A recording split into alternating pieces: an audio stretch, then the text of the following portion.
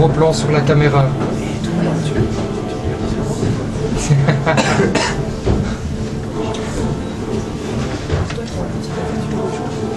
Hein?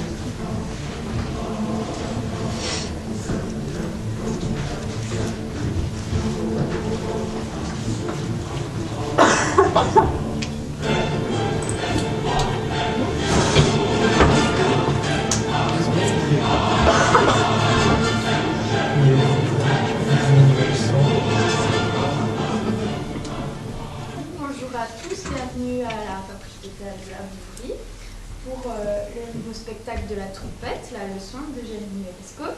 Alors je vais vous demander que tout le monde coupe ses GSM, même si le livreur, mettez-le en silencieux vraiment, parce que c'est super perturbant. Voilà, j'espère que c'est clair. Sinon, je confie. Donc voilà, je vous souhaite un bon spectacle.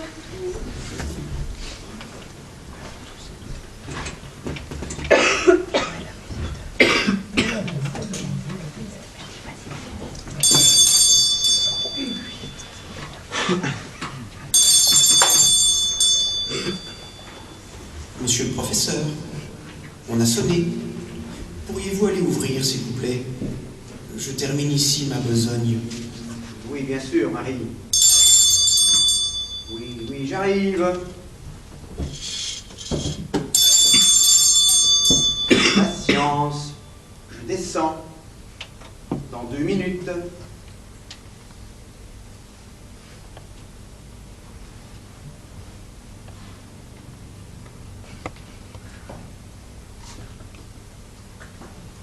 Bonjour, mademoiselle. C'est vous? C'est bien vous, la nouvelle élève? Oui, monsieur. Bonjour, monsieur. Vous voyez, je suis venue à l'heure. Je n'ai pas voulu être en retard. C'est bien, mademoiselle. Mais il ne fallait pas vous presser. Je ne sais comment m'excuser de vous avoir fait attendre, mais je terminais justement de... Mes excuses. Je m'excuse. Oh, monsieur, il ne faut pas. Il n'y a rien avec cela, monsieur. Mes excuses. Avez-vous eu de la peine à trouver la maison? Du tout. Pas du tout. Et puis j'ai demandé. Tout le monde vous connaît ici. C'est vrai, mademoiselle. C'est vrai que ça fait plus de 30 ans que j'habite la ville. Et vous, vous n'y êtes pas depuis longtemps. Comment la trouvez-vous? Elle ne me déplaît nullement.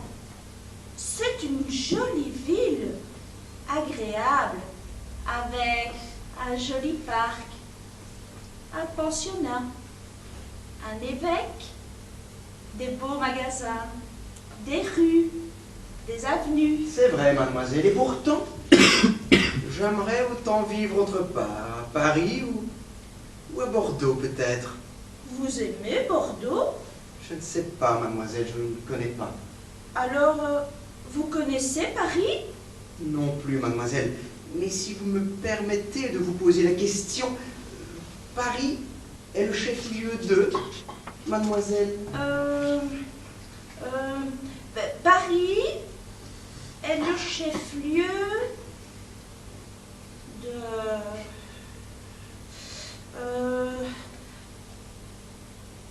de la France? Oui, très bien répondu, mademoiselle, c'est parfait.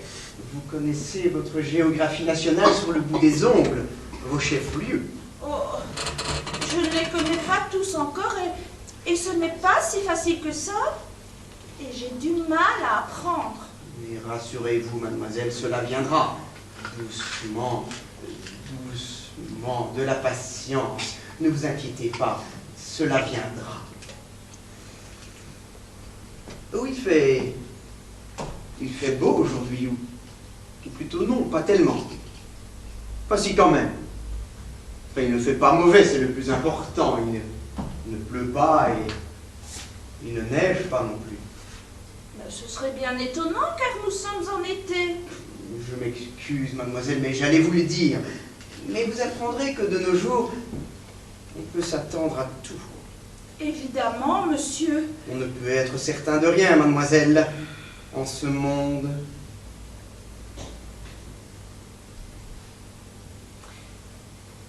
La neige tombe l'hiver. L'hiver est l'une des 4 saisons. Les 3 autres sont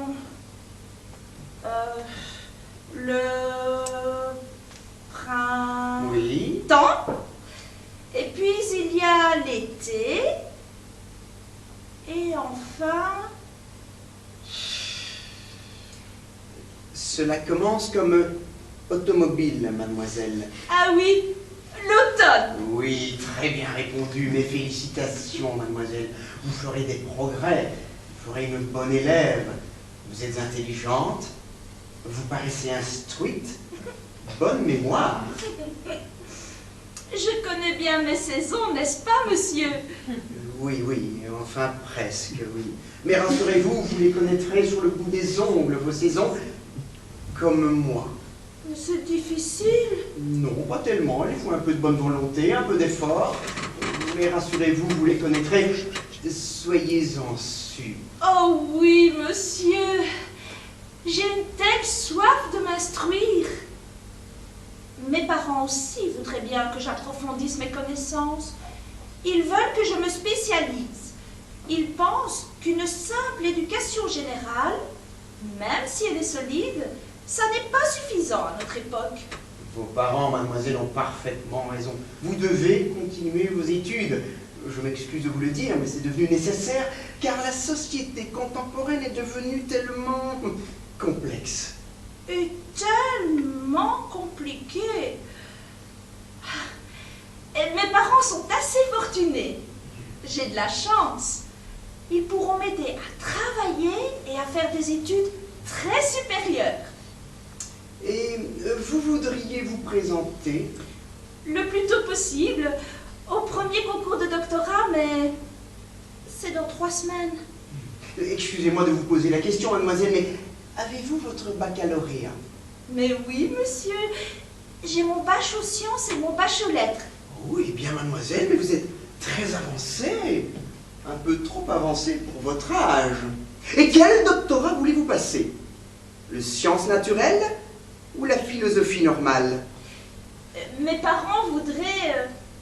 enfin, si vous croyez que cela est possible en si peu de temps, ils voudraient que je passe mon doctorat total.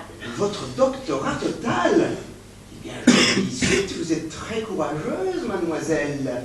Mais vous allez y arriver, puisque vous êtes déjà si savante à un si jeune âge. Oh, monsieur.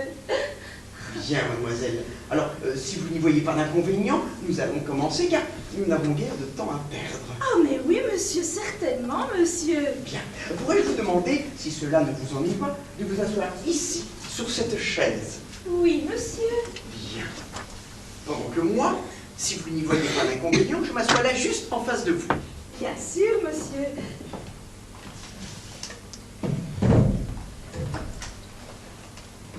Bien. Avez-vous vos livres, vos cahiers? Oh oui, monsieur. J'ai là tout ce qu'il faut. Bien.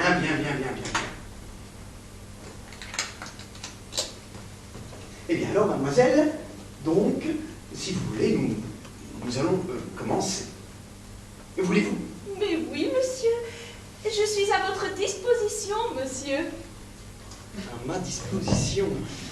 Mais c'est moi, mademoiselle, qui suis à votre disposition. Je ne suis que votre humble serviteur. Oh, monsieur. Bien, mademoiselle. Alors, je commencerai par faire une analyse sommaire de vos connaissances passées et présentes qui me permettra d'en dégager la voie future. Alors, où en est votre perception de la pluralité? Ah. À vrai dire, elle est très vague, confuse. Bien, je vois, mademoiselle. Voulez-vous que nous fassions un peu d'arithmétique? Oh oui, monsieur, certainement. C'est une science moderne, c'est une science nouvelle. C'est même plus une méthode qu'une science, c'est une thérapeutique. Marie, est-ce que vous avez bientôt fini, s'il vous plaît? Oui, monsieur. J'ai trouvé l'assiette. Je m'en vais. C'est bien, Marie. Alors retournez à votre cuisine, à votre vaisselle, s'il vous plaît. Oui, monsieur. J'y vais. Excusez-moi, monsieur. Faites attention. Je vous recommande le calme. Ne soyez pas ridicule, Marie. Ne vous inquiétez pas. On dit toujours ça. Écoutez, je n'ai que faire de vos insinuations. Je sais parfaitement bien me conduire. Je suis assez vieux pour ça. Justement, monsieur, vous feriez mieux de ne pas commencer par l'arithmétique avec mademoiselle. L'arithmétique, ça fatigue, ça énerve. Plus à mon âge, Marie, de quoi vous mêlez-vous? C'est mon affaire, je la connais. Hein. Votre place n'est pas ici. C'est bien, monsieur. Vous ne direz pas que je ne vous ai pas averti. Marie, je n'ai que faire de vos conseils. C'est comme monsieur veut. Bien, mademoiselle, excusez-moi, et revenons à nos moutons arithmétiques, voulez-vous? Je vous suis, monsieur. Tout en restant assise. Comme vous, monsieur. Bien, arithmétisons donc un peu, voulez-vous? Certainement, allez-y. Cela vous en irait-il de me dire... Du tout. Combien font 1 et 1? 1 et 1 font 2.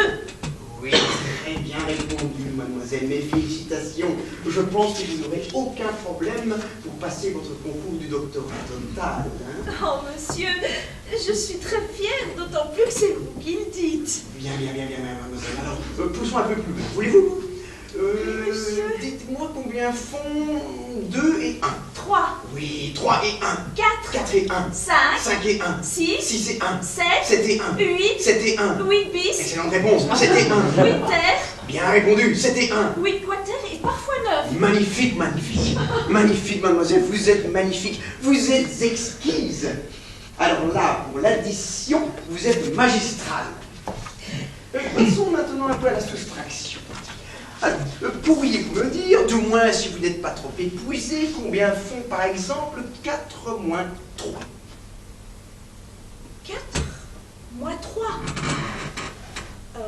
Oui, enfin 4 je veux dire... moins oui, 3. je veux dire au petit 3 de 4. Ça fait 7.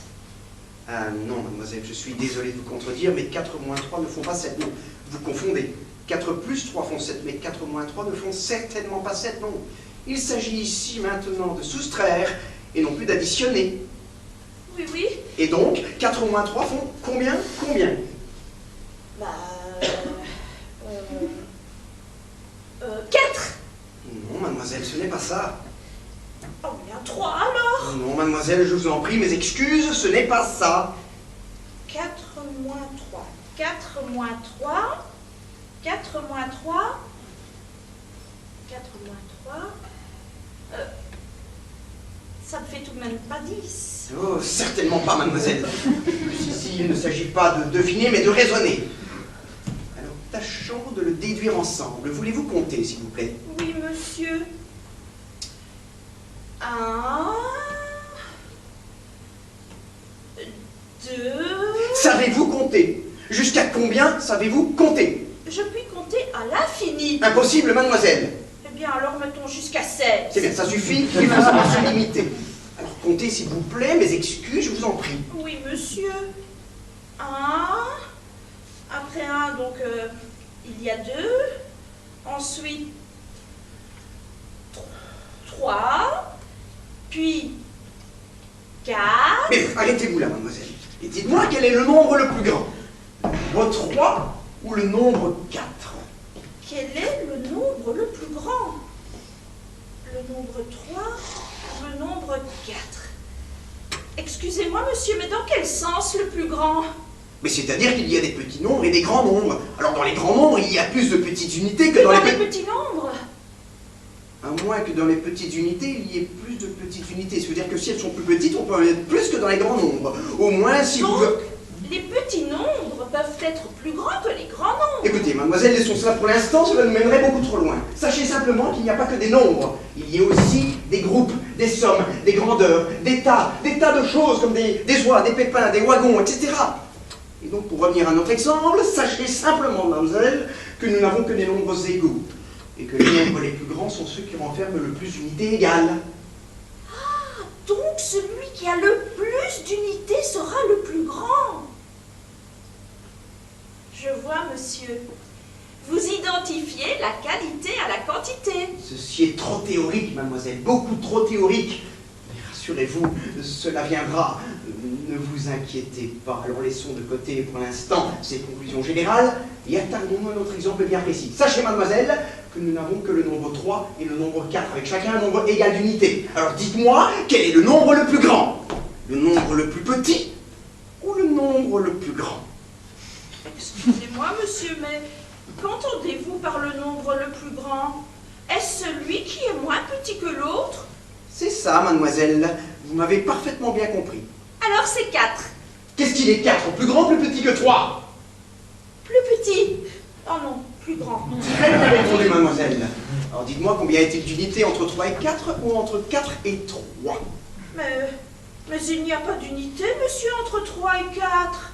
4 vient tout de suite après 3. Il n'y a rien du tout entre 3 et 4. Bon, écoutez, je me suis mal fait comprendre. Excusez-moi, c'est de ma faute. Non, monsieur, je crois que la faute est plutôt mienne. Écoutez, mademoiselle, écoutez. Regardez, voyez, voici des allumettes, mademoiselle. Hein? Voici 2 allumettes, puis je rajoute, ça fait 3 allumettes. Si je rajoute encore une allumette, il y a 4 allumettes. Si j'en retire une, il vous en reste 5, puisque 1 et 3 font 4, 4 et 1 font 5. Non, mademoiselle, non, mademoiselle, non, mademoiselle, vous confondez. Vous avez toujours tendance à additionner, mais vous soustraire de temps en temps aussi. Il faut de temps en temps, il faut oublier d'intégrer. Et il faut toujours désintégrer. Parce que c'est ça la vie, c'est ça la science, c'est ça la philosophie, c'est ça la civilisation. Oui, monsieur. Bien, mademoiselle, revenons à nos allumettes. Alors, vous les voyez? Il y a 3 allumettes ici. Si on rajoute une 4e, vous en avez? Je ne sais pas, monsieur. Mais réfléchissez, mademoiselle! Bon, ce n'est pas évident, je vous l'accorde. C'est même très très abstrait, hein. Enfin, vous avez quand même les capacités intellectuelles qui vous permettront de répondre, comprendre et de répondre. Alors? Excusez-moi, monsieur, mais je ne comprends pas. Bon, écoutez, passons à un autre genre d'exercice. Si vous aviez eu 2 nez, Oui, monsieur. et que je vous en avais arraché un, il vous en reste combien? Aucun. Comment ça, aucun? Eh bien oui, c'est justement parce que vous m'en avez arraché aucun que j'en ai un maintenant. Si vous me l'aviez arraché, je n'en aurais plus. Bon, écoutez, je n'ai pas pris de bon exemple. Écoutez, vous avez une oreille. Oui, monsieur. Bien. Si je rajoute une oreille, vous en avez? 2 Très oreilles. bien. De ces 2 oreilles, j'en rajoute encore une. Vous en avez? 3 oreilles. Bien. De ces 3 oreilles, je retire une oreille. Vous en avez? 2. Bien. De ces 2 oreilles, je retire encore une oreille. Il vous en reste? 2. Non, non, je vous retire une oreille. 2. Non, non, je vous retire une oreille. Je vous en arrache une, je vous en mange une d'oreille. Une.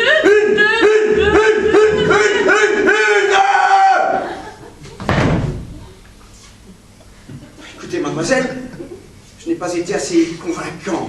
Alors écoutez-moi bien. Vous avez... Oui, monsieur.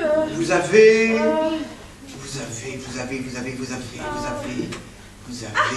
10 doigts.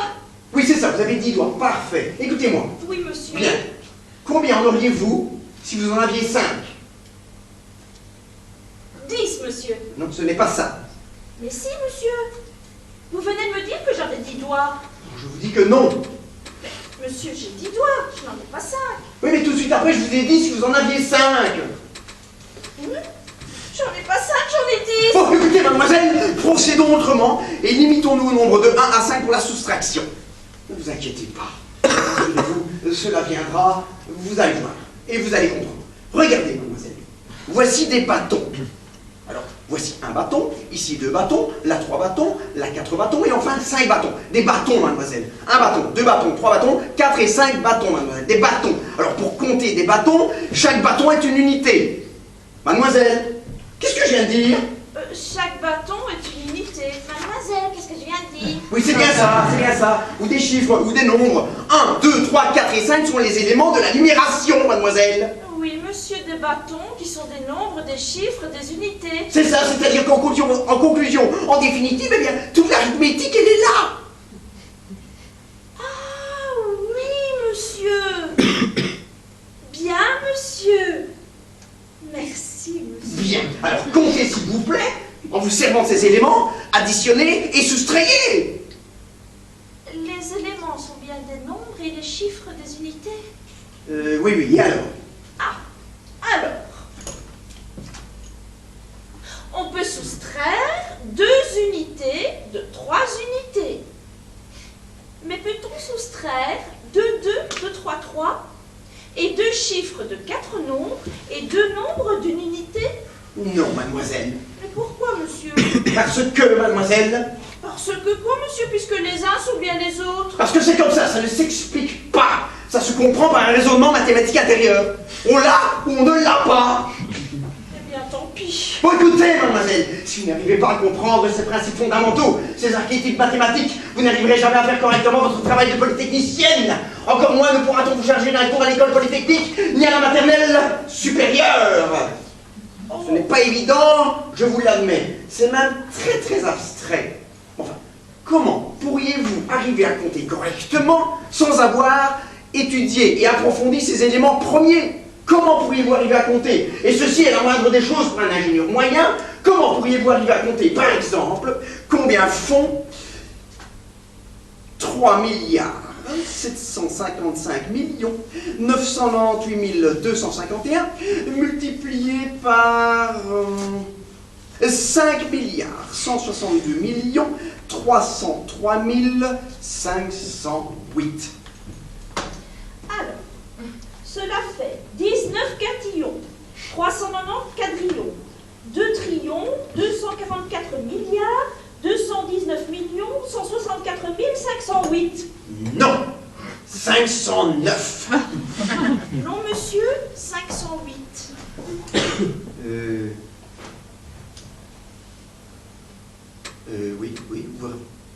Oui, vous avez raison, le produit fait bien 4 quatillon. Oui. Mais comment savez-vous? Puisque vous n'arrivez pas à comprendre les principes du raisonnement mathématique. C'est simple, monsieur. Ne pouvant me fier à mon raisonnement, j'ai appris par cœur tous les résultats possibles de toutes les multiplications possibles. C'est fort, je l'admets. Mais je ne vous féliciterai pas, car cela ne me satisfait pas du tout, mademoiselle. Car en mathématiques et en arithmétique, ce qui compte, car il faut toujours compter, ce qui compte, c'est de comprendre. C'est par un raisonnement mathématique inductif et déductif à la fois que vous pourrez obtenir le résultat, comme tous les autres résultats, mademoiselle. Et ainsi, les mathématiques sont les ennemis jurés de la mémoire, aussi excellentes soient-elles, mais cependant néfastes arithmétiquement parlant. Je ne suis donc pas content du tout, cela ne va pas du tout. Non, monsieur. Monsieur, C'est quand même dommage, mademoiselle, que vous soyez si peu avancée en mathématiques spéciales. Monsieur, Je crains donc que vous ne puissiez vous présenter au concours du doctorat total. Et donc, lâchez-moi. Marie, s'il vous plaît, lâchez-moi. Et je vais donc vous apprendre, au moins... Retournez à votre cuisine, Marie. Si vous voulez apprendre le doctorat total et partiel, surtout. Mais oui, monsieur. Bien. Et donc, je vais toujours vous apprendre, du moins si vous voulez passer votre doctorat partiel. Oh oui, monsieur. Monsieur, Les principes de base, mademoiselle, de la linguistique et de la philologie des langues comparées. Parce que si vous voulez apprendre tout cela, il faut continuer à travailler, mademoiselle. Hein? D'accord? Continuons alors. Cette logistique ici doit avoir... non, monsieur, Non, il ne faut pas. Marie, vous exagérez. Monsieur, surtout pas de philologie. La philologie mène au pire. Marie, c'est trop fort. Sortez! Bien, monsieur, bien. Mais vous ne direz pas que je ne vous ai pas averti. La philologie mène au pire. Je suis majeur, Marie. C'est comme vous voudrez. Bien, mademoiselle. Et je vais donc vous demander d'écouter très attentivement mon cours tout préparé, Oui, monsieur. grâce auquel en moins de 15 minutes, vous pourrez apprendre et comprendre les principes de base de la linguistique et de la philologie des langues néo-espagnoles. Silence! Que veut dire cela? Pardon, monsieur. Silence! Et donc, mademoiselle, l'espagnol est donc bien la langue mère dont sont issues toutes les autres langues néo-espagnoles. Donc, l'espagnol, le latin, l'italien, notre français, le sarde à napal, le grec, le roumain, le portugais, mais aussi, sous certains de ses aspects, le turc, qui n'est pas très éloigné du grec, car comme vous le savez, la Grèce et la Turquie sont pays voisins, et que la Grèce est plus proche de la Turquie que vous et moi. Ceci n'est encore qu'un exemple d'un principe de base selon lequel géographie et philologie sont sœurs jumelles. Mais vous pouvez prendre des notes. Oui, monsieur. Et donc, ce qui distingue les langues néo-espagnoles entre elles et leurs idiomes des autres groupes linguistiques, tels que les langues autrichiennes et néo-autrichiennes ou habsbourgiques, mais aussi les groupes espérantistes, helvétistes, monégasques, andoriens, basques, pelotes, mais aussi les groupes diplomatiques et techniques. Ce qui distingue ces différentes langues, mademoiselle, c'est qu'elles sont énormément ressemblantes, si bien qu'on a bien du mal à les retrouver les unes des autres. Je parle ici des langues néo-espagnoles entre elles, que l'on pourrait distinguer grâce au caractère distinctif qui rend indiscutable leur énorme ressemblance, rendant indiscutable leur communauté d'origine, mais qui, cependant, que l'on arrive à distinguer grâce au maintien des traits distinctifs dont je viens de vous parler. Oui, monsieur. Mais laissons de côté pour l'instant les généralités, voulez-vous? Oh, monsieur. Ah, ça a l'air de vous intéresser. Tant mieux, tant mieux. Oh, oui, monsieur. Eh bien, peut-être que nous y reviendrons plus tard, ou peut-être plus du tout. Qui pourrait le dire? Oui, monsieur. En tout cas, mademoiselle, les langues, sachez-le, et souvenez-vous-en jusqu'à l'heure de votre mort. Oui, monsieur. Et ceci est encore un Jusqu'à principe l'heure. fondamental, taisez-vous, n'interrompez pas. Et ceci est encore un principe fondamental, mademoiselle, c'est que les langues ne sont en somme qu'un langage, ce qui implique qu'ils soient composés de sons ou... Phonème. C'est ça, n'interrompez pas, oui, n'étalez pas votre savoir, et écoutez plutôt, mademoiselle.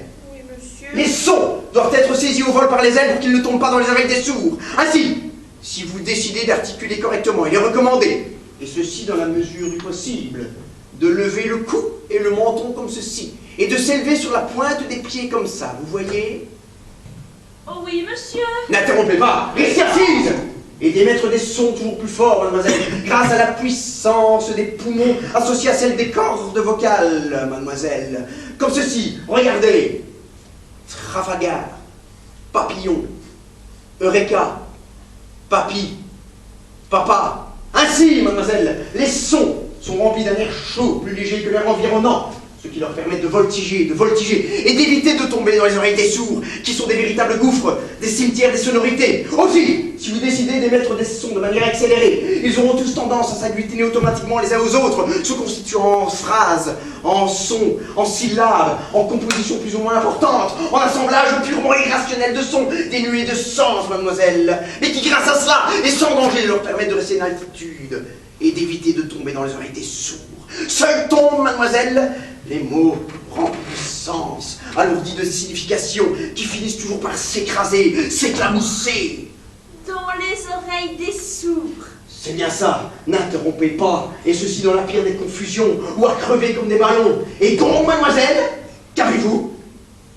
Mademoiselle! J'ai mal aux dents, monsieur. Ça n'a pas d'importance, nous n'allons pas nous arrêter pour si peu de choses. Oh, oui, monsieur, continuons. Continuons, mademoiselle, et je profite ici de cet avantage pour vous dire que les consonnes changent de nature en liaison.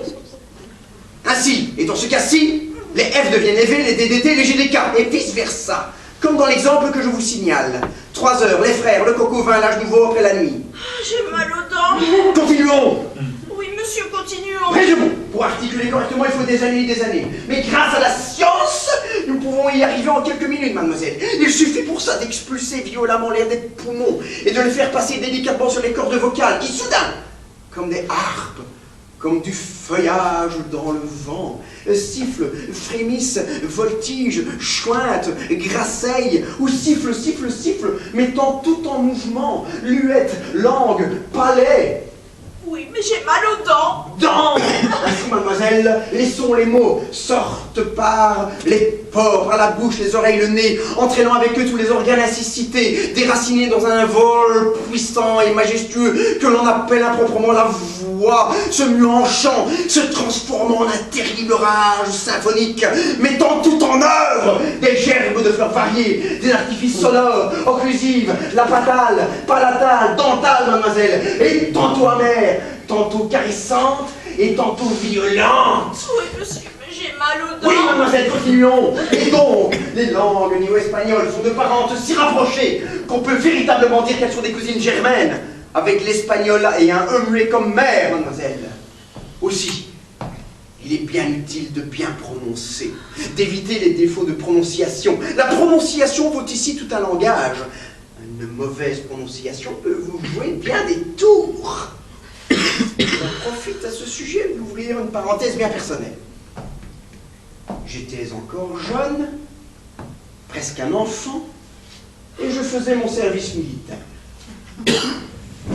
J'avais au régiment un camarade vicomte qui avait un énorme problème de prononciation.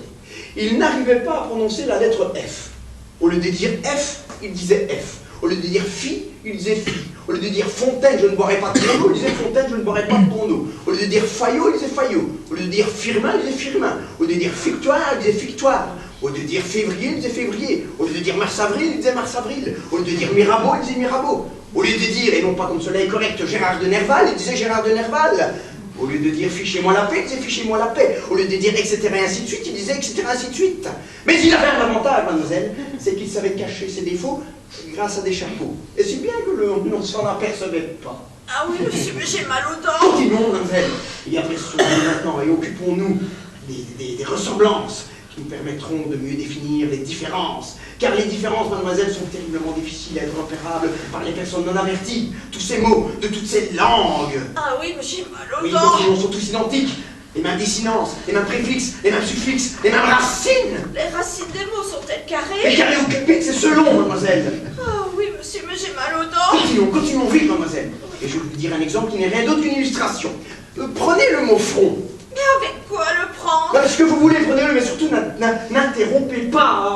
Oui, monsieur, mais j'ai mal aux Bon, dents. mademoiselle, continuons. Prenez le mot français front. L'avez-vous pris? Oui, ça y est, je l'ai. Bien, le mot français front est racine dans frontispice. Il l'est aussi dans effronté. Ispice est suffixe et F est préfixe. Ils s'appellent comme ça parce qu'ils ne changent pas. Ils ne veulent pas. Oui, monsieur, mais j'ai mal aux dents. Continuons. Vous avez Oui. remarqué, mademoiselle, que ces préfixes sont d'origine espagnole. J'espère que vous en êtes aperçu. Ah oui? Oui.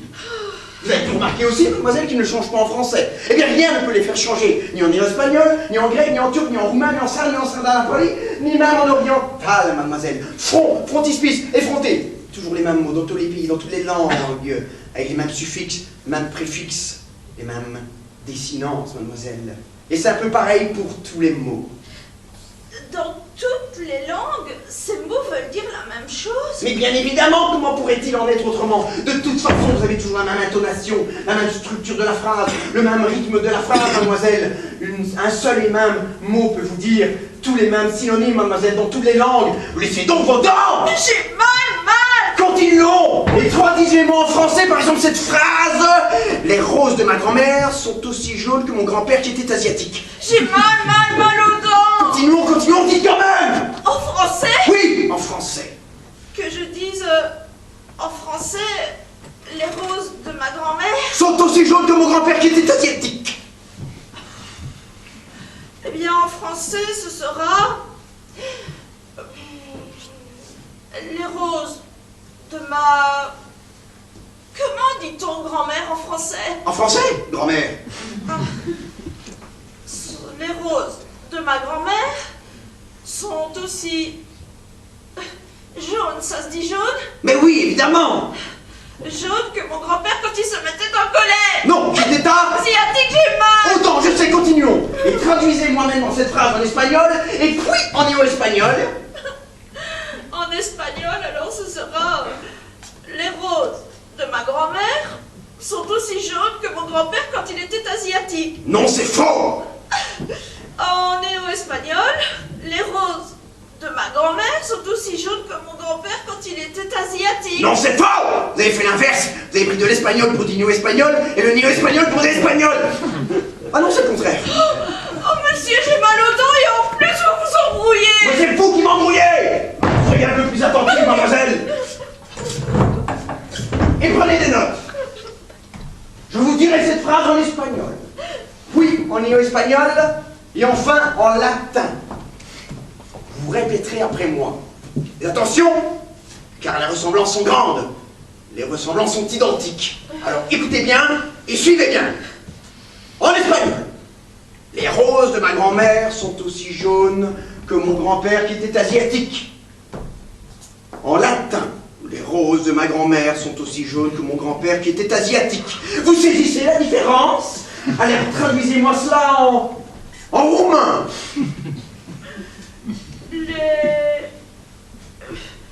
Comment dit-on rose en roumain? Mais rose, voyons. Ah bon? Ce n'est pas rose? Oh monsieur, j'ai mal aux dents. Mais non, puisque le mot rose est la traduction orientale du mot français rose. En espagnol, rose. Vous comprenez, vous saisissez? En sacre de Napoli, rose. Excusez-moi monsieur, mais parce que j'ai mal aux dents et je ne saisis pas la différence. Mais c'est pourtant bien simple, à condition d'avoir une certaine expérience, une pratique, une technique de ces diverses langues, si diverses malgré qu'elles ne se composent que de traits de caractère tout à fait identiques. Mais je vais vous tâcher de vous donner une clé. Oh mais monsieur, j'ai mal aux dents. Et donc, mademoiselle, ce qui distingue ces différentes langues, ce ne sont ni les mots, qui sont partout pareils, ni l'intonation, qui ne change pas, ni le rythme de la phrase. Donc, ce qui différencie cette... Mademoiselle, m'écoutez-vous? J'ai mal aux dents, monsieur. M'écoutez-vous? Là, nous allons nous fâcher. Oh, mais vous m'embêtez à la fin. Nom d'un caniche en barbe. Écoutez-moi. Eh bien, oui, allez-y. Bien. Ce qui distingue ces différentes langues, mademoiselle, c'est l'espagnol avec un E muet d'une part, et d'autre part, c'est... C'est quoi? C'est une chose ineffable, un ineffable, que l'on arrive à apercevoir avec beaucoup de peine, après très longtemps, et une très longue expérience, mademoiselle. Ah oui? Oui, mademoiselle, mais je ne peux vous donner ici aucune règle. Il faut avoir du flair, c'est tout. Et pour en avoir, il faut étudier. Mais j'ai mal aux dents. Continuons, il y a quand même quelques cas précis où les mots sont totalement différents d'une langue à l'autre, mademoiselle, mais nous ne pouvons baser notre savoir là-dessus, car ces cas sont pour ainsi dire exceptionnels. Ah oui? Mal aux dents. Ne m'interrompez pas, ne me mettez pas en colère, ou je répondrai plus de rien. Oui, monsieur. Et donc, j'en étais où, moi? Ah oui, des cas exceptionnels, c'est ça, ou des distinctions faciles, ou des distinctions aisées ou commodes, si vous aimez mieux. Je répète, si vous aimez mieux, car je constate que vous n'écoutez plus. Mais j'ai mal aux dents. Et donc, mademoiselle, dans certaines expressions d'usage courant, les mots sont totalement différents d'une langue à l'autre, si bien qu'on arrive plus facilement à repérer ces différentes langues. Comme dans l'exemple que je vous donne, qui est une expression célèbre à Madrid, ma patrie est la Néo-Espagne, devient donc en italien, ma patrie est... La Néo-Espagne. Non, l'Italie. Alors dites-moi par simple déduction, comment dit-on Italie en français? J'ai mal aux dents. Mais bon sang, c'est pourtant bien simple, Pour les mots italiens, nous avons le français France, qui en est la traduction exacte. Ma patrie est la France. Et France en oriental, Orient. Ma patrie est l'Orient. Comme dans cette expression espagnole, mademoiselle, ma patrie est l'Orient. Et portugais devient Portugal. Ma patrie est le Portugal, etc., etc., etc. Oui, monsieur, mais j'ai mal. Autant, oui, je sais. Je vais te les arracher, moi, tes dents, si ça continue. Comme ça, tu n'auras plus mal. Prenez encore un autre exemple, mademoiselle. Prenez le mot capitale. La capitale revêt un sens complètement différent par rapport à la personne qui dit cette phrase Donc, par exemple, si un Espagnol vous dit « j'habite la capitale », il n'aura pas la même signification que si un Portugais vous dit « j'habite dans la capitale », à plus forte raison, un néo-espagnol, un sarde, un grec, un turc, un roumain, mademoiselle. Et donc, lorsque vous entendrez cette expression « j'habite dans la capitale », mademoiselle, m'écoutez-vous? Je dis ça pour vous, merde alors! Et donc, lorsque vous entendrez cette expression « j'habite dans la capitale », vous saurez facilement et automatiquement si c'est du néo-espagnol, du grec, du turc, du roumain, du sarde, mademoiselle. Il vous suffira de deviner quelle est la métropole à laquelle parle celui qui dit la phrase au moment où il dit la phrase. C'est à peu près les seuls exemples que je puisse vous donner ici. Oh, monsieur, j'ai mal au dos. Oh, taisez-vous ou je te fracasse le crâne! Mais essayez donc. Quoi? Tranquille! Silence! Oh, j'ai mal. Oui, mademoiselle. Et donc, mademoiselle, ce qui est le plus paradoxal, oui, c'est ça, c'est le mot. Ce qui est paradoxal, c'est que des tas de gens du peuple qui n'ont aucune instruction, eh bien, parlent ces différentes langues. Hein. Mademoiselle, qu'est-ce que j'ai dit? Parle ces différentes langues. Mademoiselle, qu'est-ce que j'ai dit? Vous avez de la chance. Ainsi, mademoiselle, des tas de gens du peuple parlent l'espagnol, farci de mots néo-espagnols qu'ils ne décèlent pas, croyant parler le latin, comme d'autres parlent le latin, farci de mots néo-oriental, croyant parler le roumain, et comme d'autres parlent l'espagnol, farci de mots néo-espagnol, croyant parler l'espagnol, ou le sarde d'Anapali, vous comprenez? Oui, monsieur, mais j'ai mal au dos. Pas d'insolence avec moi, ma mignonne, ou garde-toi! Et le comble, mademoiselle, c'est que certains, en un latin qui suppose espagnol, disent « j'ai mal à mes deux fois à la fois », s'adressant à un espagnol qui ne comprend pas un mot de français, et pourtant, il comprend ce qu'on lui dit, il en est même persuadé, et de répondre donc en espagnol « oui, moi aussi, messieurs, j'ai mal à mes deux fois », se faisant parfaitement bien comprendre par le français, qui croit qu'on lui parle sa langue, il en a même convaincu, mademoiselle. Et pourtant, ce n'est ni du français ni de l'espagnol, mais du latin à la néo-orientale. Mademoiselle, restez donc tranquille, arrêtez de bouger vos jambes comme ça, s'il vous plaît. Monsieur, j'en peux plus, j'ai mal au dos. Et donc, mademoiselle, comment se fait-il que parlant une langue qu'ils ne décèlent pas, les tas de gens du peuple s'entendent-ils entre eux? Je me le demande. Eh bien ça, mademoiselle, c'est une des curiosités de l'empirisme grossier du peuple. À ne pas confondre avec de l'expérience. C'est un non-sens, c'est un paradoxe, c'est une des bizarreries de la nature humaine. C'est l'instinct. Oui, c'est ça. Pour résumer en un mot, c'est l'instinct qui joue ici. Ah oui, mais j'ai mal au dos. Mademoiselle, soyez donc un peu plus attentive et arrêtez de regarder voler les mouches, mademoiselle, pendant que je me donne tout ce mal. C'est vous qui devez passer votre doctorat partiel. Moi, je l'ai passé depuis longtemps, et mon doctorat total, et mon diplôme supratotal. Ne voyez-vous pas que je vous veux du bien? Oh! Mal élevé! Mais ça se passera pas comme ça! Pas comme ça! Pas comme ça! D'accord, je vous écoute. Ah! Et donc, mademoiselle, je vous disais que la meilleure façon d'apprendre les langues, c'est d'essayer de faire de la pratique. Procédons par ordre. Je vais donc vous apprendre les différentes traductions du mot couteau.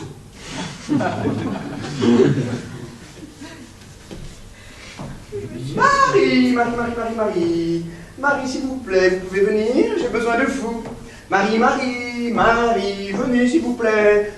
Marie, venez, je suis encore chez moi ici, c'est moi qui commande ici, Marie. Marie, venez, parce qu'elle ne comprend pas. Elle ne comprend rien, celle-là. Ne vous mettez pas dans cet état, monsieur.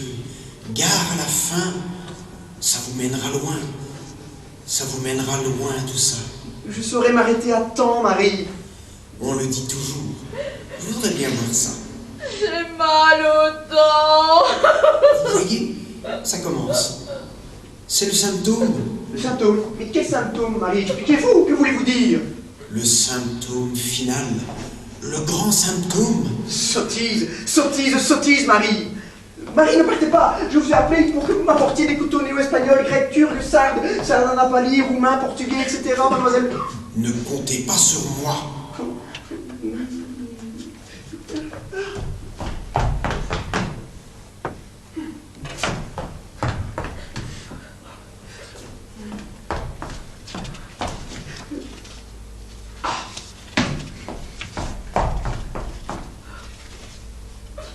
Voici un couteau, mademoiselle. C'est dommage que nous n'ayons que celui-ci, mais nous allons l'utiliser dans toutes les langues, mademoiselle. Alors, regardez bien. Il vous suffira de prononcer le mot couteau dans toutes les langues en le regardant bien, en le fixant bien et en imaginant qu'il est de la langue que vous dites.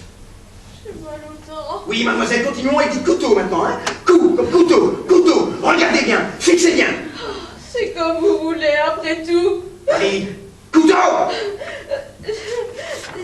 C'est du quoi ça, monsieur? De l'espagnol? De l'italien? Du français? Ça n'a pas d'importance. Cela ne vous regarde pas, mademoiselle. Dites coup. Couteau. Couteau, répétez. Couteau. Couteau. Couteau. Couteau. Couteau, répétez. Oh, puis zut alors, j'ai mal à la tête, j'ai mal aux dents, j'ai mal aux oreilles, vous me faites mal. Répétez. Couteau. Couteau. Couteau. Couteau. Mais vous avez une voix qu'elle est stridente. Répétez. Couteau. Couteau. Non, monsieur, vous me faites mal aux oreilles. Mais je vais les arracher, moi, tes oreilles, comme ça tu n'auras plus mal, ma mignonne. Couteau. C'est vous qui me faites mal. Allez, répétez. Couteau. Oh, et puis Couteau. zut, Couteau. alors. Couteau. Couteau. Couteau. C'est du néo-espagnol? Oui, c'est du néo-espagnol. Mais dépêchez-vous, car nous n'avons guère de temps à perdre. Et puis, qu'est-ce que c'est que ces questions inutiles? De quoi vous permettez-vous? Couteau. Allez, répétez. Couteau, couteau, couteau. Allez, debout, allez, hop, allez. Couteau, couteau, couteau, couteau, couteau, couteau, couteau, couteau. Oh, monsieur, j'ai mal à la gorge. Et j'ai mal aux épaules. Couteau, couteau, couteau, Et puis, couteau. j'ai mal aux hanches. Couteau. Allez, prononcez bien. Couteau. Couteau. Couteau. J'ai trop mal à la gorge, monsieur. Couteau. Couteau. Et j'ai mal aux hanches. Couteau. Oui, c'est ça. Vous prononcez bien maintenant. Couteau. Couteau. Couteau. Couteau. Couteau. Couteau. Couteau. Couteau. Couteau. Couteau. Oh non, et puis j'ai trop mal au ventre. Oh monsieur, j'ai trop mal au ventre. Hé, ne cassez pas la table, mademoiselle, car le couteau tue. Ah oui, le couteau tue. Tiens. Ah. Tiens. Ah, salope. Ah, c'est bien fait. Ah, ça fait du bien. Salope.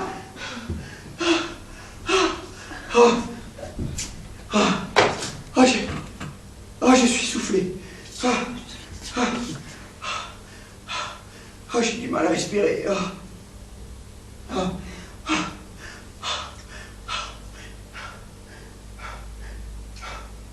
Oh mon Dieu, qu'est-ce que j'ai fait? Mon Dieu, qu'est-ce qui va m'arriver? Mademoiselle, la leçon est finie. Vous pouvez partir maintenant. Vous payerez après, mademoiselle. Mademoiselle.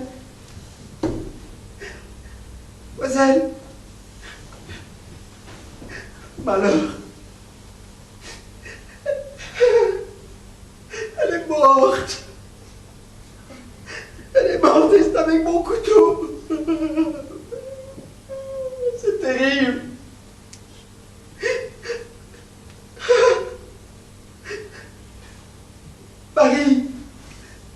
Marie, venez s'il vous plaît. J'ai besoin de vous, Marie.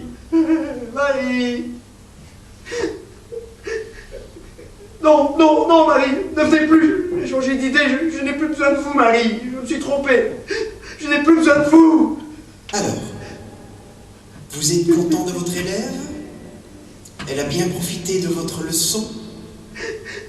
La leçon est finie, elle reste là, elle ne part pas. En effet. Ce n'est pas moi, Marie, je vous assure, ce n'est pas moi. Mais qui donc? Qui donc alors? Moi? Je sais pas, peut-être. Le chat? Je sais pas, c'est possible. Et c'est la 40e fois aujourd'hui. Et tous les jours, c'est la même chose. Tous les jours. Vous n'avez pas honte à votre âge. Mais vous allez vous rendre malade. Il ne vous restera plus d'élèves. Ça sera bien fait. C'était une mauvaise élève, Marie. Elle ne voulait pas apprendre. Elle était désobéissante. Elle ne voulait pas apprendre. Menteur. Petit assassin. Salaud. Petit dégoûtant. Et je vous avais bien averti pourtant, tout à l'heure encore. L'arithmétique mène à la philologie. Et la philologie mène au crime. Vous aviez dit au pire. C'est pareil. J'avais mal compris. J'ai cru que vous aviez dit au pire. Et que Pire c'était une ville. Et que la philosophie ça menait à la ville de Pire. Menteur. Vieux renard. Un savant comme vous ne se méprend pas sur le sens des mots. Faut pas me la faire. J'ai pas fait exprès de la tuer, Marie. J'ai pas fait exprès. Au moins, vous le regrettez. Ah oui, je le jure, Marie. On le regrette, je le jure. Vous me faites pitié, tenez. Ah, vous êtes un brave garçon quand même. On va tâcher d'arranger ça. Mais ne recommencez pas. Ça peut vous donner une maladie de cœur. Qu'est-ce qu'on va faire maintenant? On va l'enterrer. En même temps que les 39 autres. Ça va faire 40 cercueils. On va appeler les pompes funèbres et mon amoureux, le curé Auguste. On va commander des couronnes. C'est bien, Marie, c'est bien comme ça, oui. Au fait, ce n'est même pas la peine d'appeler Auguste, puisque vous-même, vous êtes un peu curé à vos heures. Enfin, si on en croit la rumeur publique. Pas trop cher, Marie, les couronnes. Elle n'a pas payé ça le soir. Ne vous inquiétez pas. Emportez-la maintenant. Mais, Marie, en fait, quand je vais sortir, je vais me faire pincer. Les gens ils vont se demander ce qu'il y a dedans dans les 40 cercueils. Qu'est-ce que je vais devoir leur dire? Ne vous faites pas tant de soucis. On dira qu'ils sont vides. D'ailleurs, les gens ne demanderont rien. Ils sont habitués. Oui, mais quand même. Si vous avez peur, mettez votre brassard. Oui. Vous n'aurez plus rien à craindre. C'est politique. Oui, ah oui, oui, Marie. Je suis beaucoup plus tranquille comme ça, Marie, oui. Merci, Marie, ma bonne Marie. Vous êtes bien dévouée. Ça va. Allez-y, monsieur. Oui. Ça y est? Oui, oui. Surtout, ne pas lui faire mal.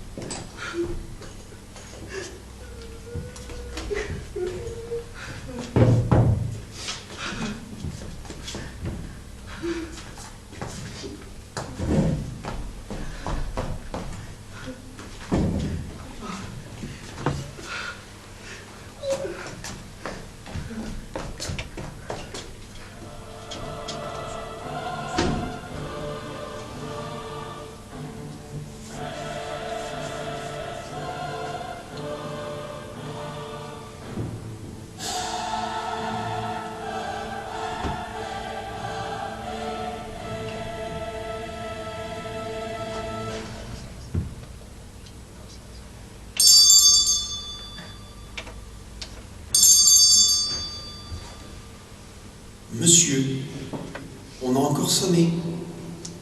Pourriez-vous aller ouvrir pendant que je termine, s'il vous plaît? Oui, bien sûr, Marie. Oui, j'arrive. Patience. Non, elle est pressée, celle-là. Je descends. Dans 2 minutes.